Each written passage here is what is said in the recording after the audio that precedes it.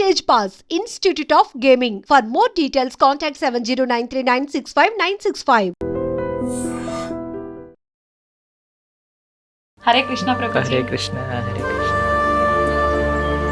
అసలు ఏం చెబుతుంది భగవద్గీత మనందరికీ అంటే ఏం చెప్పొచ్చు అంటే? భగవంతుడు భగవంతుడు అంటారు, ఆయన ఏంటి, ఆయన చేరుకోవటం ఎలా?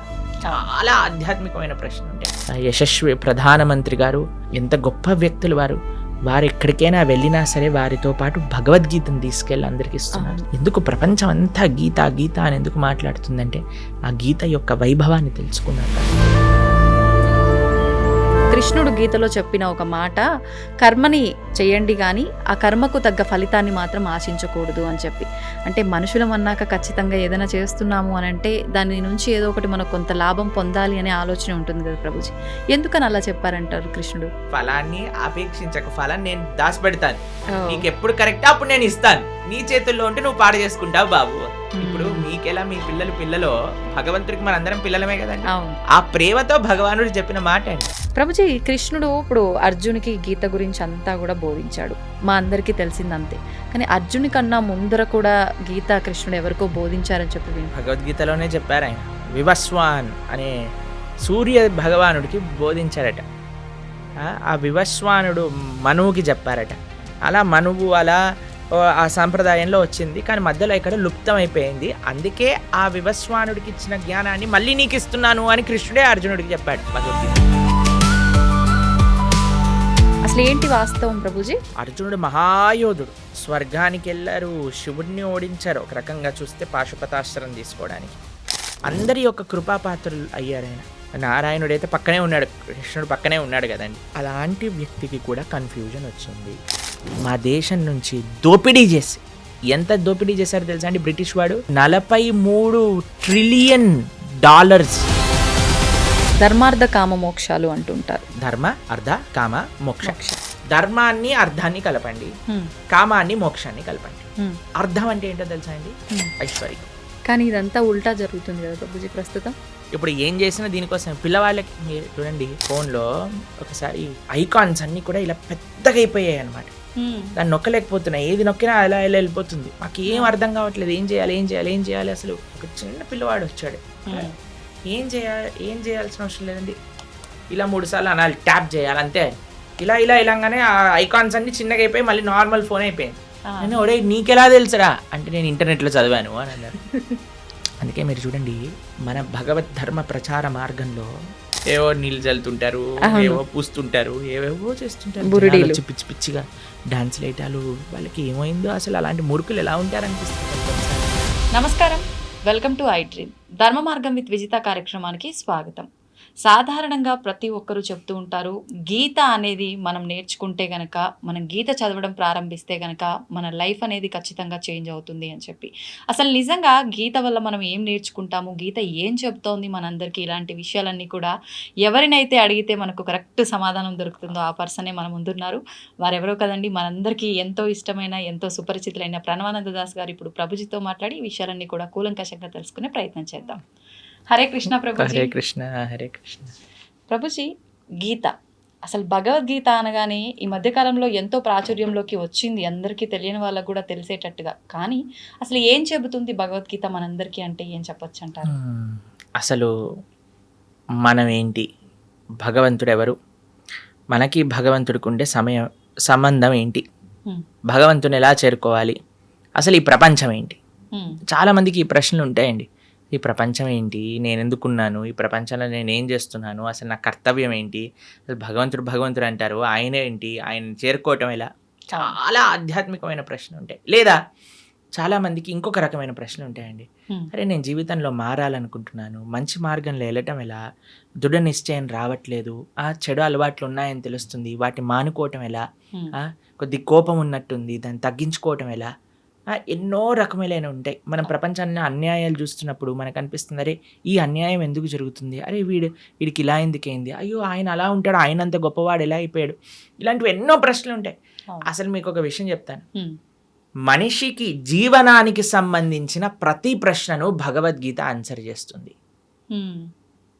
మనిషికి సంబంధించిన ఇప్పుడు లైఫ్ స్టైల్ అంటాం కదా, కొంతమంది రాస్తారు లైఫ్ స్టైల్ అని. ఆ లైఫ్ స్టైల్కి సంబంధించిన ప్రతి విషయం లైఫ్కి సంబంధించిన ప్రతి విషయం. మీరు అనుకోవచ్చు, అరే ప్రభుజీ భగవద్గీత యుద్ధ భూమిలో మాట్లాడింది కదా, అది జీవనాన్ని గురించి. యుద్ధంలో మాట్లాడినా భగవంతుడు జీవితం గురించి మాట్లాడాడు. మన చూడండి, మీకు ఒక విషయం చెప్తాను. మన డే టు డే జీవనం కూడా ఒక యుద్ధమే. అలా అనిపిస్తుందా మీకు? అనిపిస్తుంది కదా.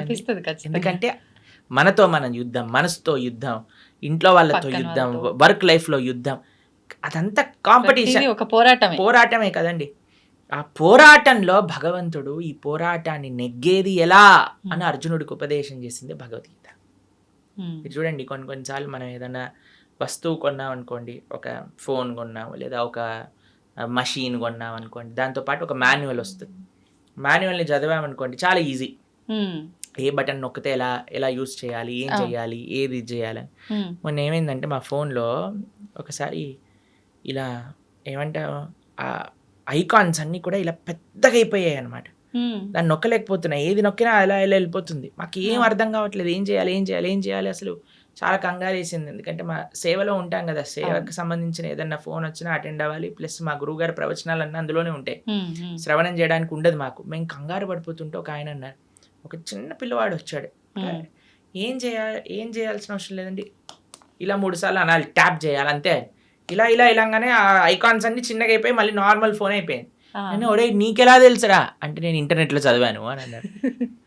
చూడండి, మనకి దేనికైనా అవగాహన ఉందనుకోండి. నాకు చాలా పెద్ద ప్రాబ్లం అనిపించింది. ఫోన్ పోతే ప్రవచనాలు పోయాయి, కాంటాక్ట్స్ పోయాయి అని నేను కంగారు పడుతున్నా. కానీ చదివిన వాడు వచ్చాడు, ప్రశాంతంగా టిక్ టిక్ టిక్ అన్నాడు, ఫోన్ బాగా చేసేసాడు. అతనికి ఎంత సులువుగా అయిపోయింది, ఎందుకంటే దానిపైన అవగాహన ఉన్నది. కాబట్టి మన జీవితంలో మనకు కొన్నిసార్లు అవగాహన లేకపోయేసరికి కంగారు ఎక్కువైపోతుంది, టెన్షన్లు ఎక్కువైపోతాయి, ఏం చేయాలి అనిపిస్తుంటుంది, ఉక్కిరి బిక్కిరి అయిపోతా.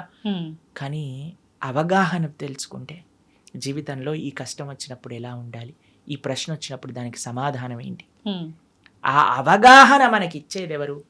ఈ ప్రపంచాన్ని సృష్టి చేసిన వారే ఆ అవగాహన ఇచ్చారనుకోండి, ఇంకెంత బ్రహ్మాండంగా. ఇప్పుడు చూడండి, ఒక మెషిన్ ఎలా వాడాలని తయారు చేసిన వాడే ఇస్తాడు కదా.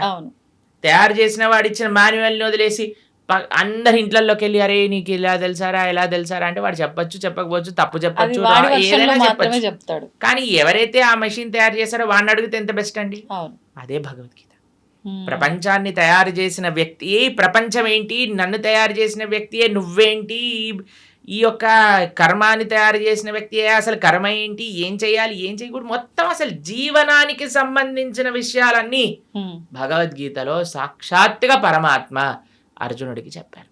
అందుకే ప్రతి మనిషి, ప్రతి హిందువు కాదండి, ప్రతి మనిషి భగవద్గీత తెలుసుకొని తీరవలసినదే. చిన్న పిల్లల నుంచి వృద్ధుల వరకు ఎంత త్వరగా జీవితంలో మనం భగవద్గీత తెలుసుకోగలిగితే మన జీవనం అంత బాగుంటుంది. ఇప్పుడు చూడండి, మనం ఒక మెషిన్ తెచ్చాము, ఏదేదో వాడేసాము. ఒకసారి ఒకళ్ళు అడిగారనమాట, ఇది ఏంటి ప్రభుజీ లోపల పెట్టాము, బేక్ అవ్వట్లేదు అని. చాలాసేపు ఆలోచించి ఏమైందబ్బా అని మొత్తం పుష్ అని ఇట్లా పొంగింది, మళ్ళీ లోపలికి వెళ్ళిపోయింది అనమాట. అంత అయిపోయాక మొత్తం మాడిపోయింది, తీసేసరికి పొగలన్నీ వస్తున్నాయి. దాని తర్వాత మాన్యువల్ చదువుతున్నాయి. అది చేసిందంతా మాడిపోయాక చదవటం వల్ల ఏమి లాభం ఉంది చెప్పండి. తీసుకున్నప్పుడే చదివేసి లోపల పెట్టుంటే ఎంత బాగుండేది, కేక్ ఎంత బాగా వచ్చేది, అవునా కాదా చెప్పండి. అలానే జీవితం మొత్తం కష్టాలు పాలైపోయి, గొడవల పాలైపోయి, ఇబ్బందుల పాలైపోయి, లాస్ట్కి ఎప్పుడో నేను భగవద్గీత చదువుతా అనటం ఎంత అన్యాయం చెప్పండి. అందుకే పిల్లలకి నేర్పించాలి రామాయణం, భగవద్గీత. అప్పుడు వాళ్ళు మంచి మార్గంలో వెళ్ళగలుగుతారు. అందుకోసమే మనము ఒక కార్యక్రమాన్ని చేపట్టామన్నమాట. 7 జూలై తొలి ఏకాదశి మరుసటి రోజు. తొలి ఏకాదశి అంటే తెలుగు వాళ్ళందరికీ ఒక మంచి పండగ, అంటే ఒక కొత్త ప్రారంభం అలా అనుకుంటున్నాం. కాబట్టి తొలి ఏకాదశి, పరమ పవిత్రమైన ఏకాదశి తర్వాత నుంచి వచ్చే ద్వాదశి రోజు నుంచి సాయంకాలం పూట 7:30 గంటల నుంచి ప్రతిరోజు 18 రోజుల పాటు 18 అధ్యాయాలు భగవద్గీత పూర్తి చేయబోతున్నాను చెప్పడం. కాబట్టి ఎవరైతే మీ ప్రేక్షకులు ఉన్నారో చక్కగా అటెండ్ అయ్యారనుకోండి, మొత్తం భగవద్గీత ఏం చెప్తుంది, భగవానుడు మనకి ఏం చెప్పాలనుకుంటున్నా 18 రోజులు కేవలం రోజుకి 2 గంటలు ఇవ్వటం చేత అర్థమైపోతుంది. దాని తర్వాత జీవనం చాలా సులభం అవుతుంది. ఆ విన్న వాటిని అర్థం చేసుకున్న దాన్ని ఆచరించడం. ఇంకో విశేషం ఏంటంటే, ఎవరైతే ఈ 18 రోజులు కోర్స్ అటెండ్ అయ్యి మనం ఒక చిన్న క్విజ్ లాగా పెట్టబోతున్నాం. దాంట్లో అన్నిట్లో కరెక్ట్ మార్కులు వచ్చిన వాళ్ళందరికీ కూడా మనము ప్రత్యక్షంగా స్వామి యొక్క భగవత్ ప్రసాదం, జగన్నాథుడి యొక్క ప్రసాదం, దాంతోపాటు ఒక సర్టిఫికెట్ కూడా మనం సైన్ చేసి పంపించడం జరుగుతుందన్నమాట. ఆశీర్వచనంగా వారికి భగవద్గీత కోర్సు 18 రోజులు పూర్తి చేశారు అనేటట్టుగా. కాబట్టి చక్కగా అందరూ ప్రేక్షకులకు ఒక మంచి అవకాశం, సదవకాశం. ఎందుకంటే ఇప్పుడిప్పుడే స్కూల్ స్టార్ట్ అయ్యాయి కదండి, మనకి ఇవే ఉండవు, ఇంకా హడావిడ్లే ఉండవు, పిల్లలకి ఎగ్జామ్లే ఉండవు. కాబట్టి చిన్న పిల్లల నుంచి పెద్దవాళ్ళ వరకు అందరు చక్కగా 8 గంటల 7:30కి ప్రారంభం అవుతుందంటే ఆఫీసుల నుంచి వచ్చేస్తారు, అన్నిటి నుంచి వచ్చేస్తారు. కాబట్టి జాగ్రత్తగా ఒక 18 రోజులు కేవలం 2 గంటలు ఇవ్వటం చేత మంచి భగవద్గీత జ్ఞానాన్ని అర్థం చేసుకున్న వాళ్ళం అవుతాం. ఎందుకంటే అండి ప్రపంచంలో ఎక్కడికి వెళ్ళినా సరే భగవద్గీతను ఆదర్శంగా చూస్తున్నారు, భగవద్గీత నుంచి అందరు నేర్చుకుంటున్నారు. మనం సనాతన ధర్మంలో పుట్టి, భారతదేశంలో పుట్టి మనము ఆచరించకపోతే, అర్థం చేసుకోకపోతే ఎంత అన్యాయం చెప్పండి. నిజంగానే. కాబట్టి మీకు ఒక విషయం చెప్తాను. ప్రభుపాదుల వారు లండన్కి వెళ్ళారనమాట. లండన్కి వెళ్ళినప్పుడు అక్కడ ఉండే వాళ్ళందరూ అన్నారు, Swamiji why did you come to our country, మీరేం తీసుకెళ్ళడానికి వచ్చారు మా దేశానికి అన్నారు. అయితే ప్రభుపాదుల వారు అన్నారు అనమాట, మీరు మా దేశాన్ని అతలాకుతలం చేసి, మా దేశం నుంచి దోపిడీ చేసి, ఎంత దోపిడీ చేశారో తెలుసా అండి బ్రిటిష్ వాడు, 43 ట్రిలియన్ డాలర్స్ ఇక్కడ నుంచి దోపిడీ చేసి తీసుకెళ్ళాడు వాడు. అంటే అంత డబ్బు 43 ట్రిలియన్ డాలర్స్ వర్త్ చేసేవన్నీ కూడా దోపిడీ చేశారు. మేము లండన్కి వెళ్ళాం కదా మొన్న, అక్కడ లండన్ మ్యూజియం అని ఉంటుంది, బ్రిటిష్ మ్యూజియం అని ఉంటుంది అనమాట. అక్కడికి వెళ్ళినప్పుడు ప్రభుపాదుల వారు ఒకసారి అడుగుతారు, ప్రభుపాద్ మీరు మ్యూజియంకి వెళ్ళాలనుకుంటున్నారంటే, ఓ స్టోలెన్ ప్రాపర్టీ అని అంటారు ప్రభుపాదుల వారు. అక్కడికి వెళ్తే అన్ని కోహినూర్ డైమండ్ మన విగ్రహాలు, మన ఇక్కడ నుంచి ఎత్తుకెళ్ళిన విగ్రహాలు, ప్లేట్లు, బంగారు గ్లాసులు, వెండి కంచాలు, వెండి పదార్థాలు, ఇవన్నీ అసలు వందల కొద్ది వస్తువులన్నీ అక్కడ ఉన్నాయి. మన సంపద అంతా అక్కడ మ్యూజియంలో పెట్టారు. మనం ప్రపంచంలోనే అందరికి మార్గాన్ని చూపించి అంత గొప్ప దేశంగా ఉన్న మన దేశం పైన పీక్కొని వాళ్ళంతా లూటీ చేసి, వాళ్ళ అనవసరమైన వాళ్ళకుండే అలవాట్లు, వాళ్ళకుండే పైశాచికత్వాన్ని అంతా జనాలకి అబ్బి, ఇప్పుడు కొంతమంది ఎలా తయారయ్యారటండి, బ్రిటిష్ వాడిని కీర్తిస్తున్నాడు. ఎందుకు సనాతన ధర్మం అన్నిటికంటే సేఫ్ అంటే తల్లిదండ్రుల పట్ల, దేశం పట్ల, నీ యొక్క సమాజం పట్ల బాధ్యతని నేర్పిస్తున్న ధర్మం ఏదైనా ఉంటే అది సనాతన ధర్మమే. కొంతమంది నిజమైన నీకు మంచి చేసిన వాడు బ్రిటిష్ వాడు అని చెప్పి వాడి వెనకాల వాడికి ప్రణామం చేస్తున్నారు. అలాంటి వాళ్ళు ఈ దేశానికి పట్టిన ఒక అన్నిటికంటే పెద్ద వ్యాధి అని చెప్పచ్చు. ఆ దేశాన్ని విభజన చేయడానికి ప్రయత్నం చేస్తున్నారు వాళ్ళు. కాబట్టి మన వాళ్ళు ఎలా మూర్ఖుల్లా వాళ్ళ వెనకాల పోతున్నారో నాకు తెలియదండి. దేశాన్ని అతలాకుతలం చేసి మొత్తం తీసుకెళ్ళిపోయారు ఇక్కడ నుంచి. అలాంటి ప్రభుపాదుల వారిని అడిగారు, మీరేం తీసుకోవడానికి వచ్చారు నా దేశం నుంచి అంటే, ప్రభుపాదుల వారు అన్నారు, మీరు వందల సంవత్సరాలు లూటీ చేసి తీసుకెళ్లారు మా దగ్గర నుంచి, అన్నిటికంటే విలువైన వస్తువైన భగవద్గీతను తీసుకెళ్ళలేదు, భారతదేశ సనాతన ధర్మం యొక్క ఆధ్యాత్మికత తీసుకెళ్ళలేదు, కానీ నేను వచ్చాను అది ఇవ్వడానికి మీకు అని చెప్పారు. అది గొప్ప విషయం. ప్రపంచము భారతదేశం వైపు చూస్తుంది. మన యశస్వి ప్రధానమంత్రి గారు ఎంత గొప్ప వ్యక్తులు వారు ఎక్కడికైనా వెళ్ళినా సరే వారితో పాటు భగవద్గీతను తీసుకెళ్ళి అందరికి ఇస్తున్నారు. చూసారా? మొన్న కలిసినప్పుడు వారు అమెరికా, నాకు తెలిసి పంచతంత్ర శుభవిలాస్ ప్రభు అని ఉంటారు, మా ఆలయంలోనే ఉంటారు వారు. శుభవిలాస్ ప్రభు రాసిన పంచతంత్ర పుస్తకాన్ని గిఫ్ట్గా ఇచ్చారు, భగవద్గీతని గిఫ్ట్గా ఇస్తున్నారు. ఎందుకు ప్రపంచం అంతా గీత గీత అని ఎందుకు మాట్లాడుతుందంటే ఆ గీత యొక్క వైభవాన్ని తెలుసుకున్నారు కాబట్టి. మొన్న మేము ప్రపంచవ్యాప్తంగా మీరు అన్నారు కదా ఇందాక తిరిగి వచ్చాం, ఏం చెప్పాం? గీత గురించి. కాబట్టి మన హిందువులు సనాతన ధర్మంలో ఉండేవాళ్ళు ప్రాథమికంగా భగవద్గీతను నేర్చుకోవాల్సినదే. అప్పుడు ఎలా అయితే మనం అధ్యయనం చేస్తామో నేర్చుకుంటాం. అందుకే అందరికి సులభంగా అర్థమయ్యే విధంగా మనం ఈ కోర్స్ చేయబోతున్నాం 18 రోజులు, స్టార్టింగ్ విత్ 7th జూలై సోమవారం సాయంకాలం 7th to 24th. చక్కగా ఆ భగవద్గీతను వింటే ఒక సర్టిఫికెట్ వస్తుంది, ఈ గీత చదువుకున్న వాళ్ళం అవుతాం, జీవితాన్ని మార్చుకున్న వాళ్ళం అవుతాం. వాస్తవం ప్రభుజీ. నిజంగా అంటే మంచి ఆలోచన ప్రభుజీ. ఇప్పుడు ఈ మధ్య కాలంలో భగవద్గీత చదవాలి, ఇంట్లో పెట్టుకున్నంత మాత్రాన సరిపోదు, ఖచ్చితంగా పుస్తకం తెరిచి అసలు ఏముందనే విషయాన్ని తెలుసుకునే ప్రయత్నం చేయాలి అంటారు. కానీ అంటే కొన్నిసార్లు పుస్తకం తీసి చదువుతున్నప్పటికీ అది ఎన్నోసార్లు చదివినా కొన్నిసార్లు అది అర్థం అవ్వదేమో. ఇలా క్లాసెస్ రూపంలో, మాటల రూపంలో వింటే దానిలో సారాంశం అనేది తొందరగా అర్థమవుతుంది. నిజంగా మీరు చేసిన చాలా మంచి ఆలోచన, అందరూ కూడా దాంట్లో పాల్గొనాలని ఆశిద్దాము. అయితే ఇంకొక క్వశ్చన్ ఏంటి నాది అనంటే, గీతకు సంబంధించే కృష్ణుడు గీతలో చెప్పిన ఒక మాట, కర్మని చేయండి కానీ ఆ కర్మకు తగ్గ ఫలితాన్ని మాత్రం ఆశించకూడదు అని చెప్పి.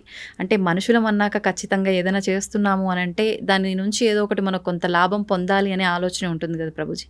ఎందుకని అలా చెప్పారంటారు కృష్ణుడు? ఇప్పుడు మీకు ఒక చిన్న ప్రశ్న. ఇప్పుడు మీకు ఇద్దరు డాటర్స్ కదా, అవును. వాళ్ళ బర్త్డేస్కి ఫ్రెండ్స్, ఫ్యామిలీ, అమ్మమ్మ, తాతయ్యలు వాళ్ళు వీళ్ళు వచ్చారనుకోండి. ఒక్కొక్కళ్ళు వచ్చిన వాళ్ళు 2000, 5000 అన్నీ ఇస్తూ ఉన్నారనమాట వారికి. అప్పుడు మీరు ఏం చేస్తారు? బర్త్డే అయిపోయాక, నాన్న ఎన్ని వచ్చాయి మొత్తం కౌంట్ చేసి నాకు ఇవ్వు, నేను పిగ్గీ బ్యాంక్లో పెడతాను, ఎప్పుడైతే నీకు అవసరం ఉంటుందో అప్పుడు ఇస్తానని చెప్తాను. ఓ 50,000 వచ్చాయా, ఏదన్నా చేసుకో అని చెప్తారా మీరు? చెప్పం. ఏమంటారు మీరు? ఖచ్చితంగా తీసుకుంటాము, దాన్ని జాగ్రత్త పెడతారు కదా. అవును. అది మీరు వాడేసుకుంటారా? వాడం. వాళ్ళకి ఎప్పుడైతే అవసరం ఉంటుందో అప్పుడు ఇస్తారా? అదే భగవానుడు చెప్పింది. అయ్యా కర్మ చెయ్యి, ఫలాన్ని అపేక్షించకు, ఫలాన్ని నేను దాచిపెడతాను, నీకు ఎప్పుడు కరెక్ట్ అప్పుడు నేను ఇస్తాను, నీ చేతుల్లో ఉంటే నువ్వు పాడు చేసుకుంటావు బాబు. ఇప్పుడు మీకెలా మీ పిల్లలో భగవంతుడికి మనందరం పిల్లలమే కదండి. ఆ ప్రేమతో భగవానుడు చెప్పిన మాట అండి. అంటే ఇప్పుడు స్వామి ఏమంటున్నాడు, చాలా సింపుల్ గా మీకు ఒక విషయం చెప్తాను. ఒక ఆయన అమెరికాకి వెళ్ళాడు, చదువుకుంటున్నాడు, బాగా చదువుకున్నాడు, ఎంఎస్ చేశాడు, జాబ్ వచ్చింది. జాబ్ వచ్చాక చాలా పెద్ద శాలరీ అనుకోండి, ఓ $10,000 వస్తున్నాయి అనుకోండి. వాళ్ళ నాన్న అన్నారు, నాన్న అసలు నీకు ఎన్ని ఖర్చులు ఉన్నాయో ఒకసారి రాసి పెట్టు అనగానే, రూమ్ రెంట్కి ఇంత, తిండికి ఇంత, పెట్రోల్కి ఇంత, ట్రావెల్కి ఇంత, తర్వాత ఎక్స్పెన్సెస్, కొన్ని అడాక్ ఎక్స్పెన్సెస్, వాటన్నిటిని నాన్న నాకు ఒక 3,000 చిల్లరల్లో అయిపోతుంది అని అంటే, సరే నాన్న 3,500 నీ దగ్గర పెట్టుకో, మిగతావన్నీ నా బ్యాంక్ అకౌంట్లో వేసేయని చెప్పాడు. సరే ఆ పిల్లవాడు పాపం నాన్నగారు చెప్పారు కదా అని, నాన్నగారు చదివించారు, నాన్నగారు చెప్తున్నారు కదా అని మిగతావన్నీ వేసేస్తున్నారు. వాళ్ళ రూమ్మేట్స్ ఏమో అందరు కూడా పార్టీలకు వెళ్తున్నారు, తిరుగుతున్నారు, తాగుతున్నారు, తిరుగుతున్నారు, అన్ని చేస్తున్నారు. వీడేమో చేయలేకపోతున్నారు, డబ్బులు లేవు కదా ఇంత. అయితే అందరు కూడా చూసావా, వీడు నాన్నకి ఇచ్చేస్తున్నాడు, డబ్బులు నాన్నకి ఇచ్చేస్తున్నాడు. వాడికి కూడా కొన్నిసార్లు డౌట్ వచ్చింది, బాధ వేసింది, అయ్యో ఎందుకు ఈయన నాన్నని డబ్బులు తీసేసుకున్నాడు. సరే అని కొన్ని సంవత్సరాలు వర్క్ చేశాక ఆయన మళ్ళీ తీసుకొచ్చారు, పెళ్లి చేశారు. ఆయనకి మంచి సంబంధం చూసి పెళ్లి చేసి, వివాహం అయిపోయాక ఇప్పుడే వాళ్ళిద్దరు మళ్ళీ అమెరికాకి వెళ్తున్నప్పుడు, నాన్న నువ్వు 2 సంవత్సరాల నుంచి ఏవైతే డబ్బులు నాకు వేస్తున్నావో ఆ డబ్బులన్నీ మళ్ళీ ఇప్పుడు నీ బ్యాంక్ అకౌంట్లోకి ట్రాన్స్ఫర్ చేశాను, ఇది చూసుకో, ఇది ట్రాన్స్ఫర్ అయిపోయింది అని అంటే, ఆయన అడిగారు, నాన్న ఇన్ని రోజుల నుంచి తీసుకున్నావు, ఇప్పుడు ఎందుకు ఇచ్చావు? ఎందుకంటే అప్పుడు ఇస్తే నువ్వు పాడైపోయేవాడివి, కానీ ఇప్పుడు నీకు ఒక మంచి పార్ట్నర్ అవసరానికి, ఆ పార్ట్నర్ చూస్తుంది నువ్వు ఏం ఖర్చు పెడుతున్నావు, ఏం చేస్తున్నావు, ఏం తప్పు చేస్తున్నావు, ఏం కరెక్ట్ చేస్తున్నావు, కాబట్టి ఇప్పుడు నీకు వివాహం అయింది కాబట్టి ఒక బాధ్యతాయుతంగా నిన్ను మంచి మార్గంలో పెట్టేవాళ్ళు నీతో ఉన్నాం కాబట్టి ఇప్పుడు ఇచ్చేస్తున్నా, నాకేం అవసరం లేదు నాన్న అని ఆ నాన్నగారు చెప్పారు. ఆ నాన్నగారు చెప్పింది కరెక్టా రాంగా చెప్పండి? కరెక్ట్, ఖచ్చితంగా కరెక్టే కదా. అదే భగవంతుడు చెప్తున్నా, నాన్న ఫలం నీ చేతిలో ఉంటే మిస్యూజ్ చేసుకునే అవకాశాలు ఉంటాయి, కాబట్టి ఫలాన్ని అపేక్షించకుండా try your best, do your best, ఆ ఫలితం నేను ఎప్పుడు నీకు ఏ క్షణంలో నీకు కావాలో ఆ క్షణానికి నేను ఇస్తాను. ఎంత గొప్ప మాట, నిజంగా చాలా గొప్ప మాట. కాబట్టి అది పరమాత్మకి మన పట్ల ఉండే ప్రేమ. ఈ విషయాలు ఎలా అర్థమవుతాయండి అని అంటే, ఎప్పుడైతే మనం వింటామో భగవద్గీతని, ఎవరైతే భగవద్గీతను అర్థం చేసుకొని దాన్ని మనకే అర్థమయ్యే విధంగా చెప్పే వాళ్ళ దగ్గర నుంచి శ్రవణం చేసినప్పుడు, మనం చదివినప్పుడు చాలా సులభం అయిపోతుంది. అందుకే మీరు చూడండి, మన భగవద్ ధర్మ ప్రచార మార్గంలో కొంతమంది మ్యాజిక్లు చేస్తూ ఉంటారు, చూసారా మీరు? కొంతమంది అంటే మన ధర్మ ప్రచార మార్గంలో కాదు నేను చెప్తున్నాను, కొన్ని వీళ్ళు ఏవో నీళ్ళు చల్లుతుంటారు, ఏవో పూస్తుంటారు, ఏవేవో చేస్తుంటారు, బురుడీలు పిచ్చి పిచ్చిగా డాన్స్లు వేయటాలు, వాళ్ళకి ఏమైందో అసలు అలాంటి మురుకులు ఎలా ఉంటారు అనిపిస్తుంది కొన్నిసార్లు. మంచిది మనల్ని వదిలేసి, లేకపోతే ఆ మురుకుల్ని మనం ఎలా భరించగలుగుతాం అనిపిస్తుంది. అలాంటి వేషాలు, వీళ్ళందరూ డ్రామా ఆర్టిస్టులు అయిపోవచ్చు చాలా బాగా, కానీ ఎందుకు వాళ్ళు మూవీస్ లో ట్రై చేయకుండా ఇలాంటి పనులు, అంటే డబ్బులు అక్కడ సంపాదిస్తుంటున్నారు ఎక్కువగా, అందుకోసం అటు వెళ్తున్నారు. అలాంటివన్నీ మనం చేయమండి గలీజ్గా. అవును, వేరే వాళ్ళని మోసం చేయటాలు, వేరే వాళ్ళని ఏదో ఇది చేయటాలు, అలాంటివన్నీ ఏమీ ఉండవు. చాలా మంది అడుగుతారు, ఇస్కాన్ వాళ్ళు విదేశీయుల్ని మార్చట్లేదా? మీకు విషయం తెలుసా అండి, అక్కడ మేము వెళ్ళాము, అక్కడుండే వీళ్ళు ఎక్కడికైతే వెళ్తారో ప్రతి ఆదివారం వాళ్ళు అవన్నీ అమ్మేశారు. కొన్ని చోట్ల బార్ షాపులు ఉన్నాయి ఆ ప్రదేశాల్లో, కొన్ని చోట్ల అయితే మా గుళ్ళే ఉన్నాయి అక్కడ.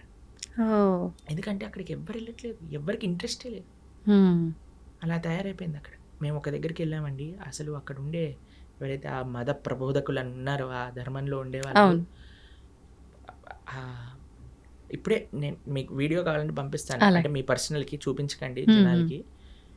ఫ్రాన్స్లో ఏవైతే ఈ మత పెద్దలని వాళ్ళ ధర్మంలో వాళ్ళ మతంలో ఉన్నారో, కొన్ని సంవత్సరాల లోపల వాళ్ళు చూస్తే 3,40,000 మంది పిల్లల పైన లైంగిక దాడులు చేశారు. 3,40,000 మంది పిల్లల పైన, ఎంత ఘోరం.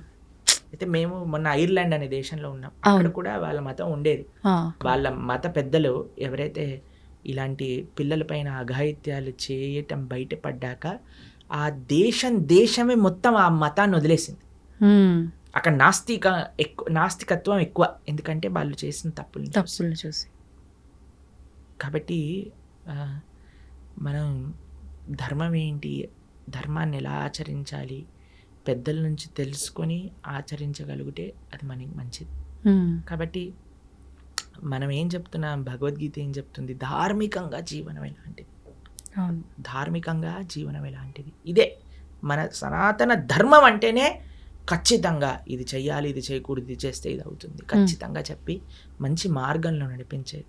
ఇప్పుడు చూడండి, మనం మానవుడిగా ఉన్నప్పుడు అన్ని ధర్మాలు అన్ని మతాలు బాగుండాలండి. సనాతన ధర్మంలో మనం ప్రతిరోజు ఏం చేస్తామండి, లోకా సమస్తా సుఖినో భవంతు, సర్వే జనా సుఖినో భవంతు అని ప్రార్థన చేస్తా. ఇంతకంటే గొప్ప భావన ఇంకెవరికి ఉంటుంది చెప్పండి. కానీ మనకి అందరి ధర్మాలు బాగుండాలనే మనం అనుకుంటామండి, కానీ వేరే వాడు మన ధర్మాన్ని పాడు చేయాలి అని చూసినప్పుడు మనం ఉండకూడదు కదా, ఊరుకోవద్దు. ఎందుకు మీకు ఈ విషయం ప్రస్తావన చేస్తున్నాను, ఆన్ ద ఫస్ట్ ప్లేస్ చెప్తున్నానంటే, ఎప్పుడు మనకి వాడు మన ధర్మాన్ని మోసం చేస్తున్నాడు, మనల్ని మోసం చేస్తున్నాడు అని తెలిసేది ఎప్పుడంటే మన ధర్మాన్ని మనం తెలుసుకున్నప్పుడు. లేకపోతే వేడేవాడు ఏం చెప్పినా మనం నమ్మేస్తాం. అవును, ఇప్పుడు చూడండి, వాస్తవం ఏంటో మన పిల్లల పైన మనకి నమ్మకం ఉన్నప్పుడు, మన పిల్లలంటే మనకి తెలిసినప్పుడు, మన కుటుంబ సభ్యులు అంటే ఎవరో మనకు తెలిసినప్పుడు, వేరేవాడు వచ్చి ఏం చెప్పినా మనం నమ్మమంటే, వేరేవాడు ఏదైనా చిచ్చు పెట్టడానికి ప్రయత్నం చేసినా మనం నమ్మం. ఎందుకంటే మన ధర్మం గురించి పూర్తి అవగాహన ఉంది. నేను చెప్పేది ఏంటంటే, సనాతన ధర్మంలో ఉండే చాలామంది టీవీలలో చెప్తూ ఉంటారు, మనకి ఈరోజు కావాల్సినది ఏదన్నా ఉంటే అందరి ఐకమత్యంగా సనాతన ధర్మాన్ని నిలబెట్టడం. కానీ కొంతమంది వీటిలలో కూడా వ్యూవర్షిప్ కోసం వాటి కోసం ఒకళ్ళనొకళ్ళు తిట్టుకోవటాలు ఇలాంటివన్నీ చేస్తున్నారు. అవన్నీ చేయకూడదు. ధర్మం అంటే అందరు కలిసి కుటుంబంగా ఉండాలి. మంచిగా మనం ఉన్న వేరే మతాలు చేస్తున్న దాడులను మనం తట్టుకోగలుగుతాం. First education important. కాబట్టి నేను చెప్పేది ఏంటంటే, ప్రతి హిందువు భగవద్గీత వినండి, భగవద్గీతను చదవండి, కృష్ణుడు ఏం చెప్తున్నాడో వినండి. భగవద్గీత అన్ని సంప్రదాయాలు శాక్త, శైవ, వైష్ణవ, నానాపత్య, ఏ సాంప్రదాయం చెందిన వారైనా భగవద్గీత చదవాల్సిందే అండి. ఇంకా ఏ పుస్తకం చదివినా చదవకపోయినా భగవద్గీత చదవాల్సిందే. అది ఎందుకంటే భగవద్గీత అనేది సనాతన ధర్మానికి ఒక బేస్, అది ఫిలాసఫీ భగవద్గీతలో ఉన్నది.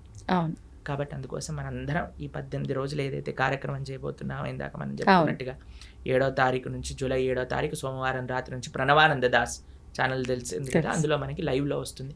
చక్కగా అటెండ్ అవ్వండి. ఎంత మార్పు మీరు చూస్తారో మీకే తెలుస్తుంది. అంటే ప్రతి మానవుడు అన్నాక ప్రతి ఒక్కరూ గీతని చదవాల్సిందే, వినాల్సిందే, ఆచరించాల్సిందే. ముఖ్యంగా ఇంకా హిందువులైతే అస్సలు పక్కన పెట్టాల్సింది లేదు ఖచ్చితంగా. అంటే ఇప్పుడు ఎన్నెన్నో ఇబ్బందులు పడుతున్నాము, ఎన్నెన్నో ఇలా ఉండకూడదు, అలా ఉంటే బాగుంటుందేమో అని అనిపించినప్పటికీ అసలు ఏంటి కరెక్ట్, మనం ఎక్కడి నుంచి స్టెప్ వేయొచ్చు, ఎలా వెళ్తే ధర్మంగా ఉంటుందని ఆలోచన వచ్చి కూడా తెలియక ఆగిపోయే వాళ్ళు ఉన్నారు. అటువంటి వాళ్ళందరికీ కూడా ఒక మంచి మార్గం దొరికిందనే చెప్పొచ్చు దీని ద్వారా. ప్రభుజీ, కృష్ణుడు ఇప్పుడు అర్జునికి గీత గురించి అంతా కూడా బోధించాడు, మా అందరికీ తెలిసిందంతే. కానీ అర్జుని కన్నా ముందర కూడా గీత కృష్ణుడు ఎవరికో బోధించారని చెప్పి వింటున్నాను. గీతలోనే చెప్పారు ఆయన, వివస్వాన్ అనే సూర్య భగవానుడికి బోధించారట. ఆ వివస్వానుడు మనువుకి చెప్పారట. అలా మనువు అలా ఆ సాంప్రదాయంలో వచ్చింది, కానీ మధ్యలో ఇక్కడ లుప్తం అయిపోయింది. అందుకే ఆ వివస్వానుడికి ఇచ్చిన జ్ఞానాన్ని మళ్ళీ నీకు ఇస్తున్నాను అని కృష్ణుడే అర్జునుడికి చెప్పాడు భగవద్గీతలో. కాబట్టి పరమాత్మ ఎన్నో రూపాల్లో మరలా మరలా అవతరించి ఆ ధర్మాన్ని బోధిస్తూ ఉన్నారండి. కాబట్టి మన ఆచార్యులు వేదవ్యాసుల వారు వ్యాసాయ విష్ణు రూపాయ వ్యాస రూపాయ విష్ణు ఆయన ఏం చేశారు, మహాభారతంలో మంచిగా ప్యాకేజింగ్ చేశారు. మన గిఫ్ట్ ప్యాక్ లో ఈసారి చూడండి కొంతమంది గమ్మత్తుగా ఆ డబ్బాలు ఓపెన్ చేయాలి, మళ్ళీ డబ్బా ఉంటుంది, ఆ డబ్బా ఓపెన్ చేయాలి, లోపల డబ్బా అలా డబ్బాలు తీసి లోపల ఏదో ఉంగరం ఏదో ఉంటుంది అనమాట. అది విలువైనది లోపల ఉంటుంది. అలా మహాభారతం మధ్యలో ప్యాకేజింగ్ చేశారు భగవద్గీత. ఎందుకంటే ఆ భగవద్గీత అత్యంత విలువైన రత్నం, అమూల్యమైన రత్నం అన్నమాట మనకి మహాభారతంలో లభించేది. కాబట్టి ఆ యొక్క విశేషం ఇందాక మీరు ఎలా అయితే అన్నారో ఆ అద్భుతము శ్రీకృష్ణ భగవానుడు భగవద్గీత రూపంలో మనకు అందించారు. కాబట్టి దాన్ని అధ్యయనం చేయటం, అర్జునుడికి ఉపదేశం చేశారు అంటే అర్జునుడి యొక్క మాధ్యమంగా అందరికీ ఉపదేశం.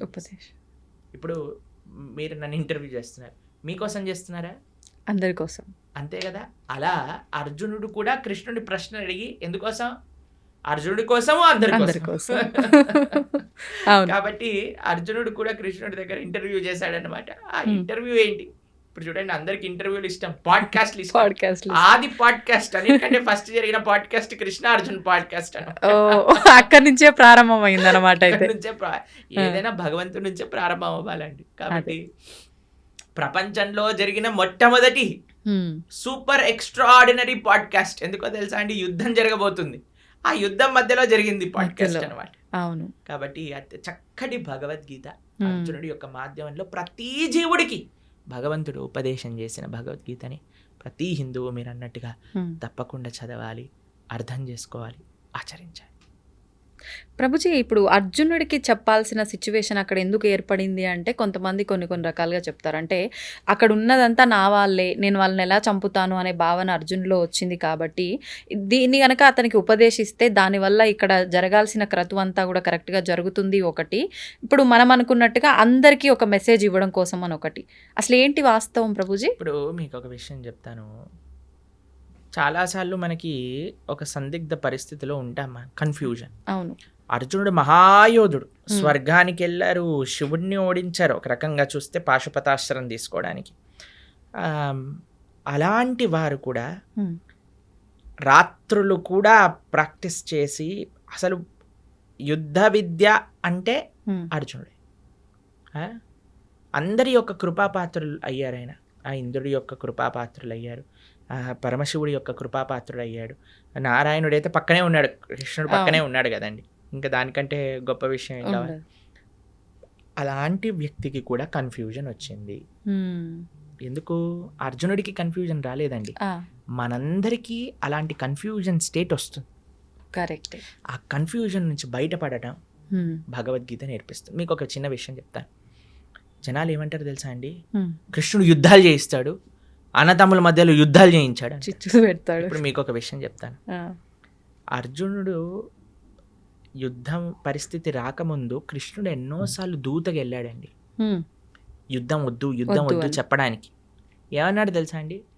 రాజ్యం కాదు, నిజంగా చెప్పాలంటే రాజ్యానికి హక్కు పాండవులకి, రాజ్యం ఇవ్వద్దు, కనీసం 5 గ్రామాలు ఇవ్వండి చాలు, 5 ఊళ్ళు ఇవ్వండి చాలు అని అన్నారు. 5 ఊళ్ళు కాదు కదా. దుర్యోధన ఏమంటాడంటే, పిన్ ఉంటుంది కదా, గుండు సూది, సూది పెట్టినంత జాగ కూడా ఇవ్వను అని అంటాడు. ఇప్పుడు మీకు ఇంకొక విషయం చెప్తానండి. ఒక ఆవిడ వచ్చింది నా దగ్గర, కృష్ణుడు ఏంటండి ఇలా యుద్ధం చేయిస్తాడా అని అంది. మీరు మరి ఆ స్త్రీని అవమానించిన వాళ్ళని ఏం చేయాలి? చంపేయాలండి. మరి దుర్యోధన దుశ్శాసనుడు చేసిన పని ఏంటండి? ద్రౌపదీదేవిని అవమానించింది వాళ్ళు కదా అని అండి. అయిపోయింది. మేమన్నా మరి ఏం చేయాలమ్మా, దుశ్శాసుని ఏమంటాను దండేసి కూర్చోబెట్టాలి ఆసనం పైన, లేదు అని అంటే, అదే మరి కృష్ణుడు చేసిన పని, కృష్ణుడు ఎందుకు నిందిస్తున్నాం? అవును. ఎంత విచిత్రం చూడండి అసలు. ఇంకొక విషయం చెప్తాను, మీకు ఒక సిచ్యువేషన్ చెప్తానండి. ఒకళ్ళు పోలీస్ డిపార్ట్మెంట్లో పనిచేస్తున్నారండి. వాళ్ళ సొంత తమ్ముడే 10 మందిని హత్య చేశాడు. ఇప్పుడు ఈ పోలీసు వాళ్ళ తమ్ముడిని పట్టుకోవాలా, తమ్ముడని వదిలేయాలా? పట్టుకోవాలి, అదే ధర్మం కదా. ధర్మం కదా. తమ్ముడు కన్నా కూడా అంటారు కదా ప్రభుజీ పెద్దవాళ్ళే, తమ్ముడు అంటే ఏదో సామెత ఉంటది, మన వాళ్ళైనా సరే నీతి తప్పకూడదు, ధర్మంగా ఉండాలి అని అంతే చెప్పి. కదండి. మరి కౌరవులందరూ నీతి తప్పారు, అందుకు కృష్ణుడు యుద్ధం చేయమన్నాడు. అరే వాళ్ళని నువ్వు అన్నయ్యలుగా, తమ్ముళ్ళుగా, బావలుగా, మరుదులుగా చూడక నానా, వాళ్ళు అధర్మం చేసిన వ్యక్తులుగా చూసి వాళ్ళని శిక్షించు. ఎందుకంటే నువ్వు నీకు ఆ రోలు, నువ్వు ఒక క్షత్రియుడివి, క్షత్రియ ధర్మాన్ని అనుసరించి నువ్వు యుద్ధం చెయ్యి అని కృష్ణుడు చెప్పాడు. దీంట్లో ఏం తప్పుందా అండి? ఏం లేదు. ప్రపంచంలో అది చెయ్యట్లేదు కాబట్టి ఈరోజు బాధగా ఉన్నాం. ఎవడో ఒకడు ట్రాఫిక్ పోలీస్ దగ్గర పట్టుబడిన వాడు కూడా ఫోన్ చేసి మా బావ ఎవరో తెలుసా, మా అన్న ఎవరో తెలుసా అని బ్లాక్ మెయిల్ చేస్తారు. ఆ వాడు ఏదో కుర్చీ పైన కూర్చున్నాడు, వాడిని వదిలేసే అంటాడు. ఏంటని అన్యాయమా? ఇప్పుడు ఈ రోజు వదిలేస్తే టోపీ పెట్టుకోనందుకు, దాన్ని ఏమంటారు హెల్మెట్ పెట్టుకోనందుకు, కానీ చచ్చేది వాడే కదా. పైన ఉన్న వాడికి ఏమైంది, ఫోన్ చేసిన వాడికి ఏమైంది? అంతే కదండి. కాబట్టి ఇది ప్రాబ్లం. అందుకే చూడండి పెద్ద పెద్ద స్కామ్లు చేసిన వాళ్ళందరూ మంచిగా పార్లమెంట్లో కూర్చొని ఇది చేస్తున్నారు. ఎందుకు అని అంటే మన వాళ్ళు కదా, మా వాళ్ళు వదిలేస్తారు. కానీ అక్కడ వదలరు కదా, వదలడు కదా. కాబట్టి అందుకే మనం జాగ్రత్తగా ఉండాలి. అందుకే భగవంతుడు ఏది చేసినా, భగవంతుడు జనాలు భగవంతుడికి ధర్మాధర్మ విచక్షణ చేస్తుంటాడు. కృష్ణుడు అధర్మం చేశాడు, కృష్ణుడు ధర్మం చేశాడు, అలా ఉండదయ్యా. భగవంతుడు ఏమి చేస్తే అది ధర్మం అవుతుంది, భగవంతుడు ఏది చెప్తే అది నిజం అవుతుంది. చూడండి ప్రైమ్ మినిస్టర్ ఏదన్నా ఆర్డర్ చేశాడు అనుకోండి, ఇప్పుడు చూడండి మనకి నోటు బందీ అని చేశారు. నోటు బందీ, నేను నోటు బందీ చేయను, ఎంత ధైర్యం నీకు నోటు బందీ చేస్తా అంటే ఏమైనా ఇద్దా అండి? నోటు మూసుకొని మనమే డబ్బులు మార్చుకుంటాను 2 రోజులు అరిచినా సరే. అంతే అవును కదండి, ఎందుకంటే నువ్వు జీవించాలి. కాబట్టి జనాలందరూ భగవంతుడిని అంటున్నారు. అలా కాదయ్యా, భగవంతుడు చెప్పింది నువ్వు వినాలి, నువ్వు చెప్పింది భగవంతుడు వినాడు. ఇది మనం తెలుసుకోవాల్సి. అంటే మనం ఎంతసేపు అజ్ఞానంలో ఉన్నాం, అంతే కదండి. అజ్ఞానాన్ని వీడి మనం బయటికి రాలేకపోతున్నాం, అంతే కదా. కాబట్టి ఇది మనం గుర్తుపెట్టుకోవాల్సిన విషయం. కాబట్టి మనకి తెలియదు, నీకు అర్థం కావట్లేదు అంటే నువ్వు తెలుసుకో, అంతేగాని భగవంతుడిని మార్చుకోవద్దు అనుకోడు. కాబట్టి మనం అందుకే చెప్తున్నాను, ఎక్కడొస్తుంది అంటే శాస్త్రీయమైన శ్రద్ధ ఎప్పుడైతే ఉంటుందో, ఎప్పుడైతే మనం వినయంగా నేర్చుకుంటామో తత్వాన్ని, అప్పుడు మనకి ఏ పరిస్థితిలో ఉన్నా సరే ఆ ధర్మం గోచరిస్తుంది, ఆ ధర్మం మనల్ని కాపాడుతుంది. అది ముఖ్యం. ప్రభుజీ, ఇప్పుడు ధర్మార్థ కామ మోక్షాలు అంటుంటారు, దీన్ని ఎలా తీసుకోవాలి, ఎలా ఆచరించాలి? చూడండి చతుర్విధ పురుషార్థములు అంటారు. ధర్మ, అర్థ, కామ, మోక్ష. చాలా సింపుల్గా చెప్తాను, చాలా అద్భుతమైన విషయం చెప్తాను మీకు. దీన్ని ఎలా జతపరచాలి అని అంటే, కామము మోక్షంతో, అర్థము ధర్మంతో. ధర్మ, అర్థ, కామ, మోక్ష అన్నారు కదా, 4 ఉన్నాయి. ఓకేనా? ధర్మాన్ని అర్థాన్ని కలపండి, కామాన్ని మోక్షాన్ని కలపండి. అర్థం అంటే ఏంటో తెలుసా అండి? ఐశ్వర్యం, డబ్బులు. దేంతో కలపమన్నా? ధర్మంతో.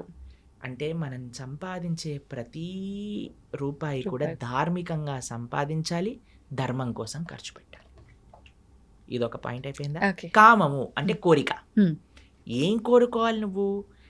ఈ జన్మ ఎలా తరింపజేసుకోవాలి, భగవంతుడి యొక్క శాశ్వతమైన సేవ ఎలా చేయాలి, అది మోక్షం. మోక్షం అంటే భగవంతుడి యొక్క శాశ్వతమైన సేవా స్థితిని పొందటం.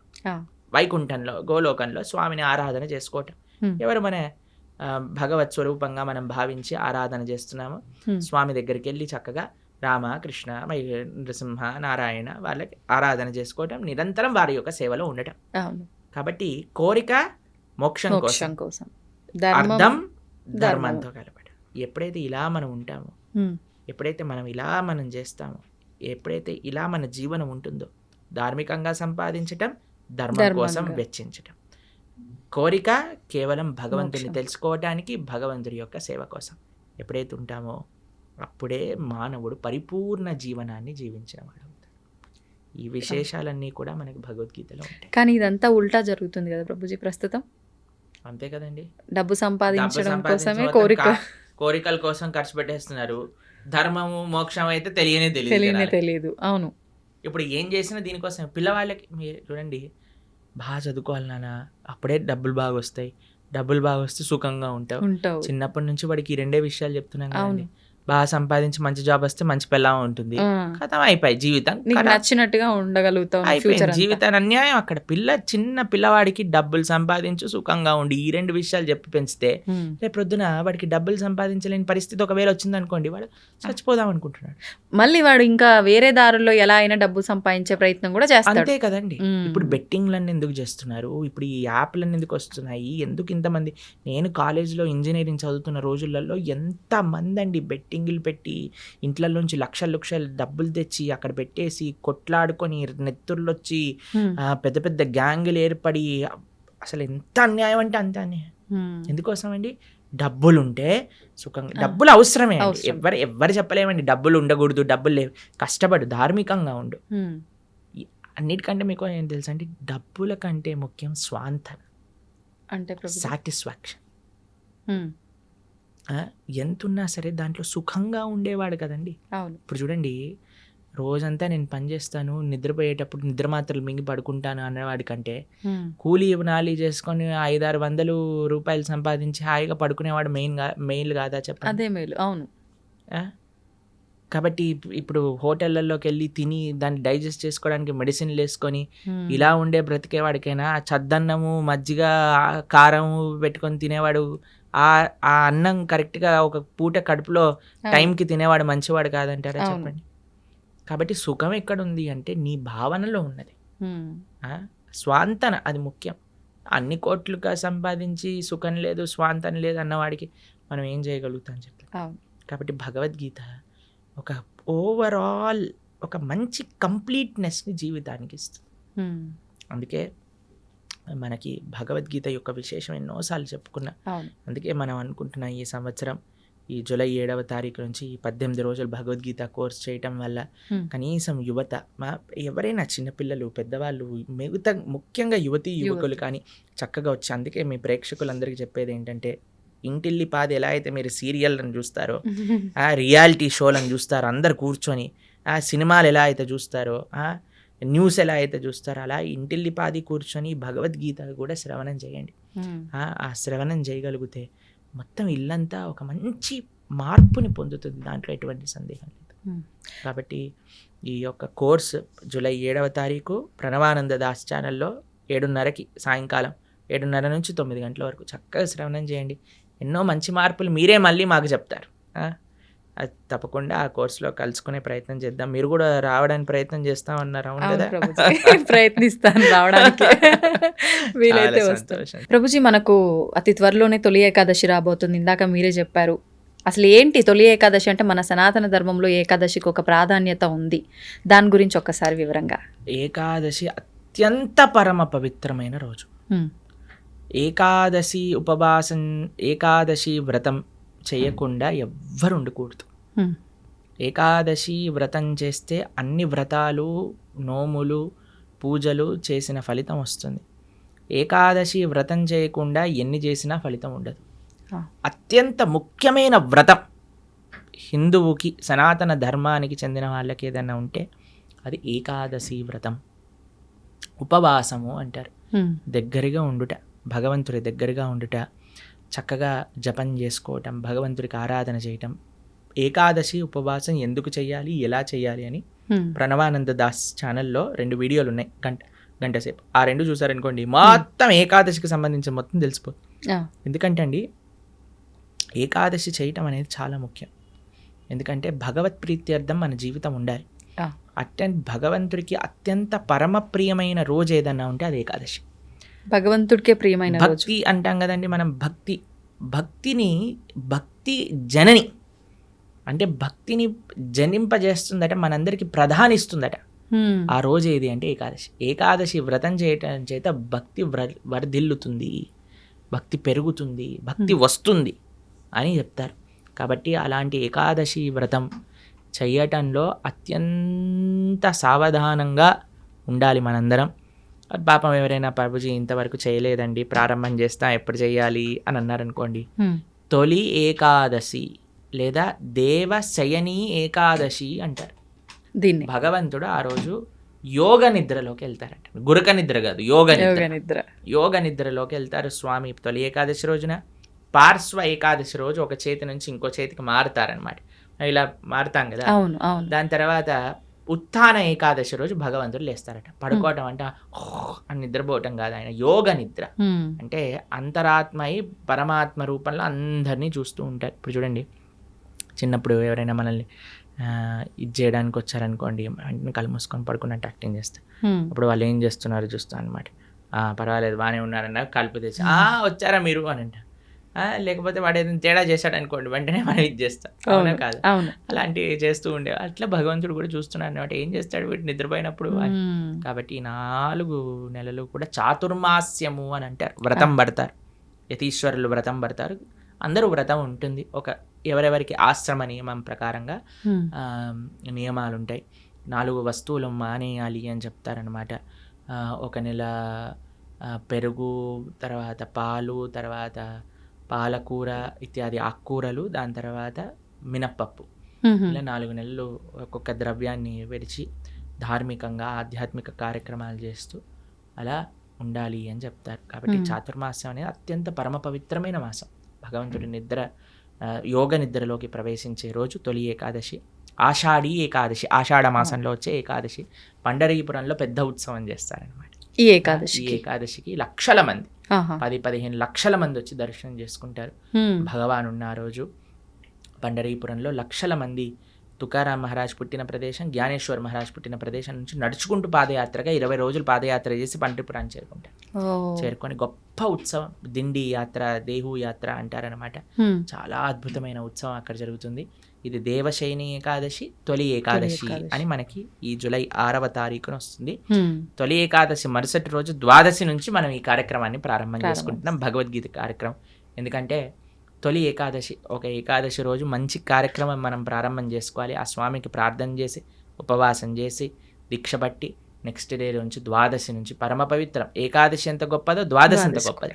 ఆ ద్వాదశి రోజు నుంచి మనం భగవద్గీత ప్రవచనం అనేది ప్రారంభం చేస్తున్నా. 18 రోజులు 18 అధ్యాయాలు భగవద్గీత ప్రతిరోజు సాయంకాలం 7:30 గంటకి ప్రణవానంద దాస్ ఛానల్లో మనం వీక్షించవచ్చు అనమాట. అది విశేషం. తప్పకుండా ప్రభుజీ, నిజంగా అందరూ ఆ లైవ్కి వస్తారని చెప్పి ఆశిస్తున్నాను. నిజంగా అంటే ప్రతి ఒక్కరిలో ఉంటుంది అలాంటి మంచి మంచి విషయాలు వినాలి అని చెప్పి. అందులోనూ మీరు చెప్తుంటే వినాలని ఆసక్తి చూపించేవారు కూడా చాలా ఎక్కువ మందే ఉన్నారు ఇప్పుడు. సంతోషం ప్రభుజీ, మరొక మంచి ఎపిసోడ్లో మరిన్ని మంచి విషయాలు మీతో మాట్లాడాలని ఆశిస్తున్నాను. ధన్యవాదాలు. హరే కృష్ణ.